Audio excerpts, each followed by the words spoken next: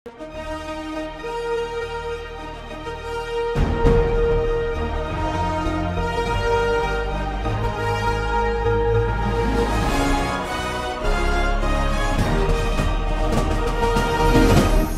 பார்த்து கொண்டிருப்பது உங்கள் ஜாஷ்வா டிவி. சகல ஜனங்களுக்கும் நற்செய்தி.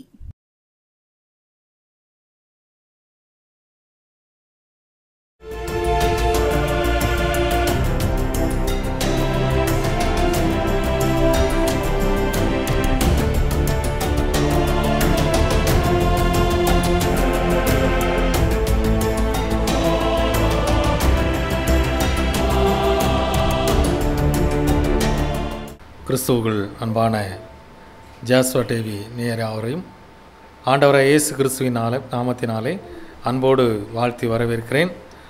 இதனாலும் இந்த மகிமை நேரம் செய்தி வேலைக்குள்ளாக நாம் கடந்து சென்று இருக்கிறோம். சிந்திக்கும்படியாக தெரிந்து கொண்ட வார்த்தையானது ரோமர் 9ஆம் அதிகாரம் 16ஆம் வசனம். ஆகையால் விரும்புகிறவனாலும் அல்ல, ஓடுகிறவனாலும் அல்ல, இறங்குகிற தேவனாலே ஆகும். கண்களை மூடி தேவாதி தேவனை நாம் நோக்கி பார்ப்போம். அதிகமாக நேசிக்கிற நல்ல பரம தகப்பனே, இந்த மகிமை நேரம் செய்தி வேலைக்காக உங்களுக்கு நன்றி செலுத்துகிறோம். இந்த நாளிலும் அப்பா உம்முடைய சமூகத்திலே வந்து காத்திருக்கிற அன்பு பிள்ளைகளையும் உடைய கருத்தில் அர்ப்பணிக்கிறோம். ஆண்டவரே, வார்த்தை என்கிற மன்னாவினால் ஆண்டவரை நீர் போஷிக்கும்படியாய் ஜெபிக்கிறோம். உடைய வார்த்தை ஆண்டவரே எங்களோடு பேசும்படியாக நாங்கள் ஜெபிக்கிறோம். என்னுடைய சிந்தனைகளை செயல்களை தேவரையை நீங்கள் ஒருமுகப்படுத்தும்படியாய் ஜெபிக்கிறோம். அப்பா, பெரிய காரியங்களை செய்யுங்க, பொறுப்படுத்துக்கணும், வழி நடத்துங்க. மீட்புரட்சகரும் ஆகிய இயேசு கிறிஸ்துவின் மூலம் ஜெபம் கேளும் ஜீவனுள்ள நல்ல பிதாவே, ஆமேன். கிறிஸ்துவுக்குள் அன்பானவர்களே, மீண்டுமாய் உங்கள் யாவரையும் அன்போடு நான் வாழ்த்தி வரவேற்கிறேன். இதனாலும் நாம் சிந்திக்கும்படியாக தெரிந்து கொண்ட இந்த வார்த்தையானது விரும்புகிறவனாலும் அல்ல, ஓடுகிறவனாலும் அல்ல, இறங்குகிற தேவனாலே ஆகும். நம்முடைய ஆண்டவராகிய இயேசு கிறிஸ்து அவர் இரக்கமுள்ளவராய் இருக்கின்றார். இந்த நாட்களிலே ஆண்டவருடைய கிருபைக்காய் நாம் காத்திருக்கின்ற பொழுது அவர் நம்முடைய வாழ்விலே அவர் நித்திய கிருபை நமக்கு தர வல்லமுள்ளவராய் இருக்கிறார். ஒருவேளை நம்முடைய முயற்சியினாலோ நம்முடைய பலத்தினாலோ அல்ல, எல்லா காரியமும் ஆண்டவருடைய கிருபையினாலே நம்முடைய வாழ்விலே நடந்து கொண்டே இருக்கிறது. ஒவ்வொரு நாளும் ஆண்டவர் நம்மை அவருடைய கிருபையினால் வழி நடத்தி வருகிறார். ஒருவேளை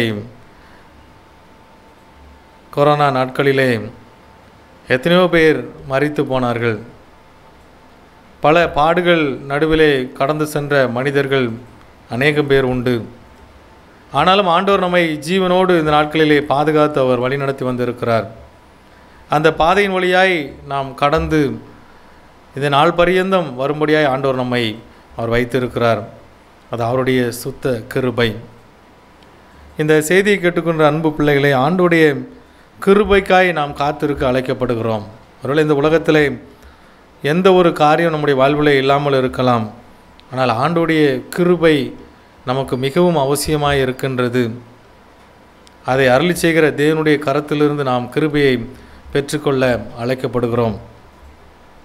லூக்கா எழுதின சுவிசேஷம் 2ஆம் அதிகாரம் 52ஆம் வசனத்திலே, இயேசுவானவர் ஞானத்திலும் வளர்த்தியிலும் தேவ கிருபையிலும் மனுஷர் தயவிலும் அதிகமாய் விருத்தி அடைந்தார் என்று சொல்லி கொடுக்கப்பட்டிருக்கிறதை பார்க்கிறோம். ஆண்டவராகிய இயேசு கிறிஸ்துவை அவர் வாழ்ந்த நாட்களிலே தேவனுடைய கிருபைக்காய் அவர் காத்திருந்தார் என்று சொல்லி பார்க்கிறோம். தேவனுடைய கிருபையானது அவரை எல்லாவற்றிலும் உயர்த்தி வழி நடத்துகிறதை நாம் பார்க்கிறோம். விருத்தி அடைய செய்வதை நாம் வேதாகமத்திலே பார்க்க முடிகின்றது.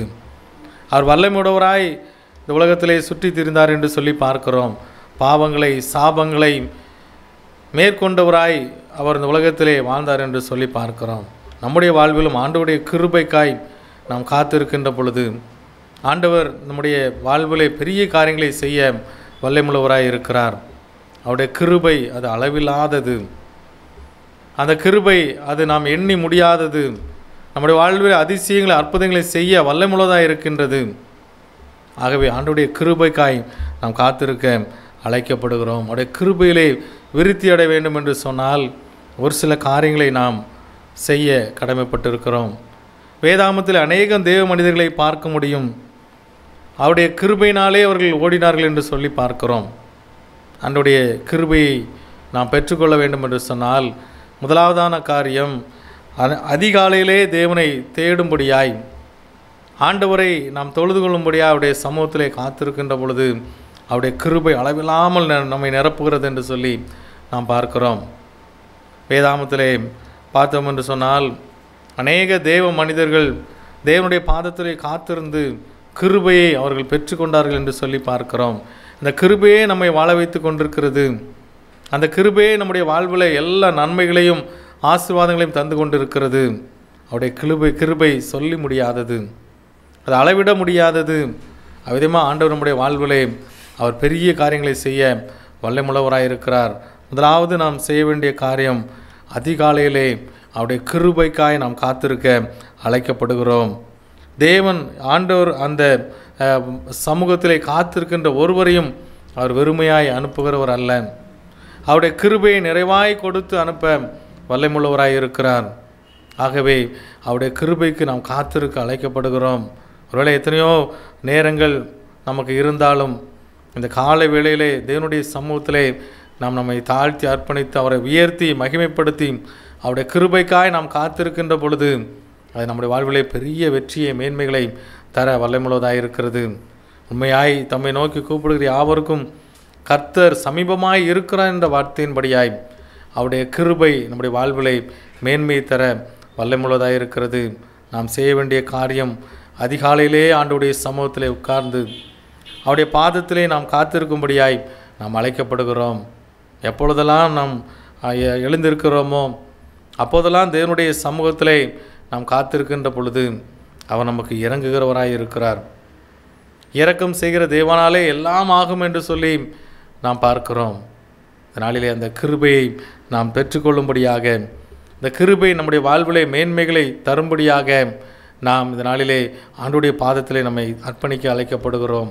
ஒவ்வொரு நாளும் அதிகாலையில் நான் எழுந்து அப்பாவுடைய சமூகத்திலே வருவதற்கு எனக்கு உதவி செய்யுங்க என்று சொல்லி ஆண்டவருடைய சமூகத்தில் கேட்கின்ற பொழுது நிச்சயமாய் அவர் நமக்கு அந்த காரியத்திலே அவர் உதவி செய்ய வல்லமுள்ளவராய் இருக்கிறார்.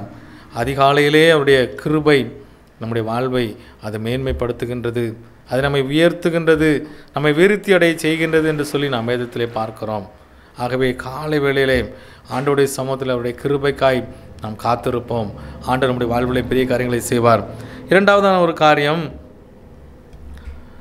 எபேசியர் 2ஆம் அதிகாரம் 8ஆம் வசனத்தில் கொடுக்கப்பட்டிருக்கிறது. கிருபையினாலே விசுவாசத்தை கொண்டு ரட்சிக்கப்பட்டீர்கள், இது உங்களால் உண்டானதல்ல, இது தேவனுடைய ஈவு. இரண்டாவதான காரியம், நாம் தேவன் மீது அதிகமாய் நாம் விசுவாசம் வைக்க அழைக்கப்படுகிறோம், நம்பிக்கை வைக்க அழைக்கப்படுகிறோம். ஒரே உலக பிரகாரமான வாழ்க்கையிலே நாம் மற்ற மனிதர்களை நம்பினோம் என்று சொன்னால் அவர்கள் நம்மை கைவிட்டு விடுவார்கள். ஏற்ற நேரத்திலே நமக்கு உதவி செய்ய வல்லமுள்ள தேவன் நம்முடைய ஆண்டவர் ஒருவர் மாத்திரமே. நான் நம்புகிற மனிதர்கள் நம்மை கைவிடலாம். வேதத்திலே பார்க்கிறோம், யோசேப்பு என்கிற தேவ மனிதன், அவன் அங்கே சிறைச்சாலையிலே இருக்கின்ற பொழுது அங்கே 2 பேருடைய வாழ்வின் நிலையை குறித்து அவருடைய சொப்பனத்திற்கு அவன் அர்த்தத்தை சொல்லுகிறான். அங்கே ஒரு மனுஷனுடைய வாழ்விலே உயர்வை குறித்து அவன் அங்கே விவரித்து சொல்லுகின்றான். நீ ராஜாவினுடைய சமூகத்தில் இருக்கின்ற பொழுது என்னை நினைத்துக்கொள் என்று சொல்லி. ஆனால் பாருங்கள், இந்த மனிதன் யோசேப்பை மறந்து போய்விட்டான். யோசேப்பு சொன்ன காரியங்களில் அவன் மறந்து போய்விட்டான். அவனுடைய உயர்வு வந்த பொழுது அவனை பற்றி அவனால் சிந்திக்க முடியவில்லை. இந்த நாட்களிலே உலக மனிதர்கள் அப்படித்தான். ஒருவேளை நாம் ஏற்றிவிட்ட மனிதர்களாக இருக்கலாம், அவருடைய வாழ்விற்கு நாம் ஏதாவது உதவி செய்திருக்கலாம், அவருடைய வாழ்வின் நிலையிலே உயர்வுக்கு நாம் காரணமாக இருந்திருக்கலாம். ஆனால் அவர்கள் உயர்வடைந்த பொழுதோ அல்லது மேன்மைகளை பெற்றுக்கொண்ட பொழுதோ நம்மை அவர்கள் மறந்து விடுவார்கள். அவருடைய வாழ்வின் நிலையிலே அது மறக்கடிக்கப்படுகின்றது. ஒரு சில மனிதர்களை பார்த்தோம் என்று சொன்னால், ஒரு சில பதவிகள் பட்டங்கள் அவர்களை தேடி வருகின்ற பொழுது தன்னுடைய நிலையை மறந்து விடுவார்கள். தான் எந்த சூழ்நிலையிலிருந்து இந்த இடத்திற்கு வந்திருக்கிறோம், இந்த உயர்வை பெற்றிருக்கிறோம் என்பதை சிந்தித்து பார்ப்பதில்லை. ஆண்டவர் அவர் புழுதியில் இருக்கிறவனை, அவர் தாழ்மையானவனை உயர்த்தி கனப்படுத்தி வழிநடத்த வல்லமுள்ளவராயிருக்கிறார். அவர் ஒரு மனுஷனை உயர்த்துகின்ற பொழுது எப்பொழுதும் அவன் தேவனுக்கு பிரியமுள்ள மகனாக, தேவனுடைய சித்தத்தை செய்கிறவனாக, அவர் மீது முழுவதும் விசுவாசம் உள்ளவனாய் அவன் வாழ்கின்ற பொழுது ஆண்டவர் உயர்வான நிலையை கொடுக்க வல்லமுள்ளவராயிருக்கிறார். இங்கே யோசேப்பினுடைய வாழ்விலே அவன் சிறைச்சாலையில் இருக்கின்றான். ஆனால் ஒரு சந்தர்ப்பம், சூழ்நிலையை அங்கே ஆண்டவர் ஏற்படுத்தி கொடுக்கிறதை பார்க்கிறோம். ஆனால் அவனுடைய வாழ்வில் இருந்த நிலைகளெல்லாம் நாம் பார்க்கின்ற பொழுது அவன் உயர்வடைய எந்த முகாந்திரமும் இல்லை, எந்த வழியுமே இல்லை. ஆனால் அங்கே ஆண்டவர் அவனை உயர்த்துகிறதை பார்க்கிறோம். அவன் ஆண்டவர் மீது அதிகமான நம்பிக்கை வைத்தபடியினாலே அவன் ஆண்டவரை முழுவதுமாய் அவன் சார்ந்து வாழ்ந்து கொண்டிருந்தான் என்று சொல்லி பார்க்கிறோம். யோசேப்பின் நிமித்தமாக அவன் சென்ற இடத்திலெல்லாம் அங்கே ஆசீர்வாதம் அவன் மூலமாய் வந்தது என்று சொல்லி நாம் வேதத்திலே பார்க்கிறோம். காரணம் என்ன? அவன் தேவனோடு இருக்கின்றான். எத்தனையோ நெருக்கடிகள், எத்தனையோ சூழ்நிலைகள், குழியிலே போடப்படுகின்ற சூழ்நிலை, அங்கிருந்து விற்கப்படுகின்ற ஒரு சூழ்நிலை, அடிமையாய் வைக்கப்படுகிற ஒரு சூழ்நிலை, சிறைச்சாலையிலே போடப்படுகிற ஒரு சூழ்நிலை, எல்லா நிலையிலும் அவன் தேவனுடைய கிருபைக்காய் அவன் காத்திருந்ததை நாம் பார்க்க முடிகின்றது. ஒரு நாள் வந்தது, தேவன் அவனை உயர்த்தி கனப்படுத்தினதை நாம் பார்க்கிறோம். அங்கே ராஜாவினுடைய பிரதிநிதியாக ராஜாவுக்கு அடுத்தபடியான ஒரு ஸ்தானத்தை அவன் அந்நிய தேசத்திலே பெற்றுக்கொண்டதை நாம் பார்க்கிறோம். ஆண்டவர் மீது அதிகமான அவன் நம்பிக்கையை வைத்திருந்தபடியினாலே அவரோடு அவன் இணைந்த ஒரு வாழ்க்கையை வாழ முடிந்ததை நாம் வேதத்திலே பார்க்கிறோம். கிருபையினாலே விசுவாசத்தை கொண்டு ரட்சிக்கப்பட்டீர்கள், இது உங்களால் உண்டானதல்ல, இது தேவனுடைய ஈவு. அவர் நம்முடைய வாழ்வில் எத்தனையோ சூழ்நிலைகளிலே அவர் நமக்கு உதவி செய்திருக்கிறார். அது அவருடைய ஈவு, அவருடைய கிருபை, அவருடைய இரக்கம். அதை பெற்றுக்கொள்ளும்படியாக நாம் அவர் மீது உறுதியான விசுவாசத்தை, உறுதியான நம்பிக்கையை நாம் வைக்கும்படியாக அழைக்கப்படுகிறோம். அப்பொழுது நிச்சயமாக நம்முடைய வாழ்விலே பெரிய வெற்றியை நாம் பெற்றுக்கொள்ள முடியும், உயர்வுகளை நாம் பெற்றுக்கொள்ள முடியும். உலக மனிதர்கள் மறந்து போனாலும் நம்மை உயர்த்த வல்லமுள்ள தேவன் அவர் நம்மோடு இருக்கிறார். அவர் சர்வ வல்லமுள்ள தேவன். நம்முடைய வாழ்வில் எந்த சூழ்நிலையாக இருந்தாலும் நம் ஆண்டவரை சார்ந்து வாழும்படியாய் அழைக்கப்படுகிறோம். அவர் மீது முழுவதுமாய் விசுவாச நம்பிக்கையை வைக்க நாம் அழைக்கப்படுகிறோம். அவருடைய கிருபைக்காய் நாம் காத்திருக்கின்ற பொழுது, அந்த கிருபையின் மேல் நாம் விசுவாசம் வைக்கின்ற பொழுது நம்மை நிச்சயமாய் உயர்த்த வல்லமுள்ளவராய் இருக்கிறார். உலகின் எந்த சூழ்நிலையிலும் எந்த நேரத்திலும் நமக்கு உதவி செய்ய அவருடைய கிருபை அது நம்மோடு இருக்கின்றது. நாம் அவர் மீது விசுவாசம் வைக்க அழைக்கப்படுகிறோம். மூன்றாவதான ஒரு காரியம் வேதாமத்திலே பார்க்கிறோம். ஆதியாமம் 6ஆம் அதிகாரம் 8ஆம் வசனத்திலே, நோவாவுக்கோ கர்த்தருடைய கண்களில் கிருபை கிடைத்தது என்று சொல்லி பார்க்கிறோம். நோவாவுக்கு எதனால் கிருபை கிடைத்தது? 9ஆம் வசனத்திலே நோவாவின் வம்ச வரலாறு, நோவா தன் காலத்தில் இருந்தவர்களுக்குள்ளே நீதிமானும் உத்தமனுமாய் இருந்தான். நோவா தேவனோடே சஞ்சரித்து கொண்டிருந்தான் என்று சொல்லி வேதாமத்தில் கொடுக்கப்பட்டிருக்கிறதை நாம் பார்க்கிறோம். நீதிமானும் உத்தமனும் தேவனோடு சஞ்சரிக்கிற ஒரு மனுஷனுமாய் இந்த நோவா இருந்த பொழுது ஆண்டுடைய கண்களிலே கிருபை கிடைத்தது என்று சொல்லி பார்க்கிறோம்.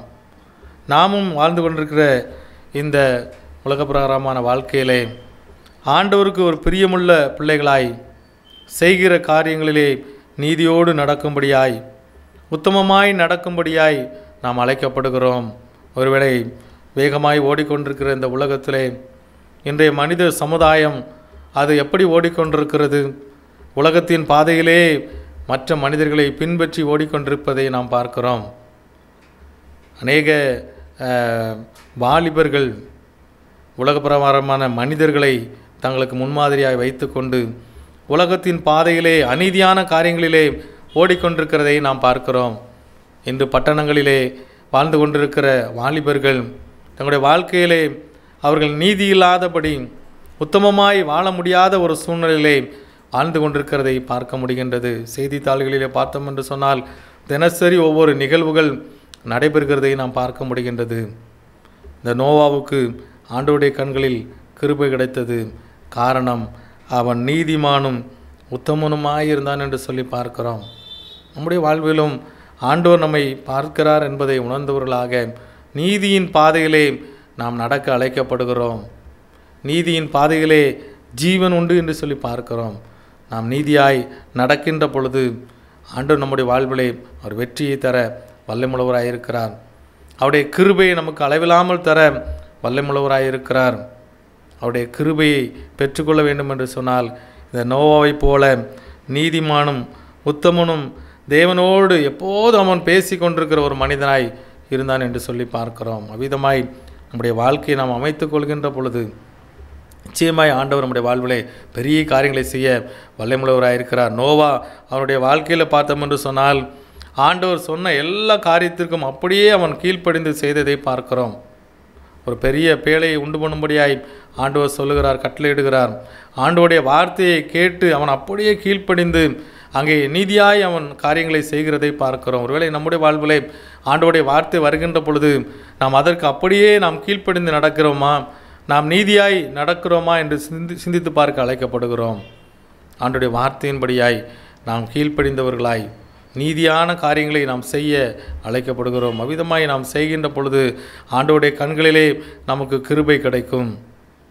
அந்த நாட்களிலே வாழ்ந்து கொண்டிருந்த எல்லா மனிதர்களும் அங்கே கிருபையை இழந்து போய் அவர்கள் இருந்தார் என்று சொல்லி பார்க்கிறோம். பெருமழை பெய்த பொழுது, பெருவெள்ளம் வந்த பொழுது எல்லாருடைய நிலையும் பரிதபிக்கப்பட்ட ஒரு நிலையாய் மாறிப்போனதை நாம் வேதாகமத்திலே பார்க்கிறோம். ஆனால் நோவாவோ ஆண்டுடைய கண்களிலே கிருபை பெற்றவனாய் அவன் வாழ்ந்தான் என்று சொல்லி பார்க்கிறோம். அவனுடைய முழு குடும்பமும் அங்கே பாதுகாக்கப்பட்டது என்று சொல்லி பார்க்கிறோம். 7ஆம் அதிகாரத்திலே பார்த்தோம் என்று சொன்னால் முழுவதுமாய் கர்த்தர் நோவாவை நோக்கி, நீயும் உன் வீட்டார் அனைவரும் பேழைக்குள் பிரவேசியுங்கள், இந்த சந்ததியில் உன்னை எனக்கு முன்பாக நீதிமானாக கண்டேன் என்று சொல்லி அங்கே ஆண்டவர் வாக்கு கொடுக்கிறதை பார்க்கிறோம். கிறிஸ்துவுக்குள் அன்பான தேவஜனமே, இந்த நாளிலே கிருபையை, ஆண்டோடைய கிருபையை நாம் பெற்றுக்கொள்ள நாம் நீதியாய் நடக்க அழைக்கப்படுகிறோம். ஒருவேளை உலகம் தவறான பாதையிலே ஓடிக்கொண்டிருக்கலாம், உலக மனிதர்கள் தவறான பாதையிலே ஓடிக்கொண்டே இருக்கலாம். ஆனால் நாம் ஆண்டவருடைய நீதியிலே நடக்கும்படியாய் நம்ம அர்ப்பணிக்க அழைக்கப்படுகிறோம்.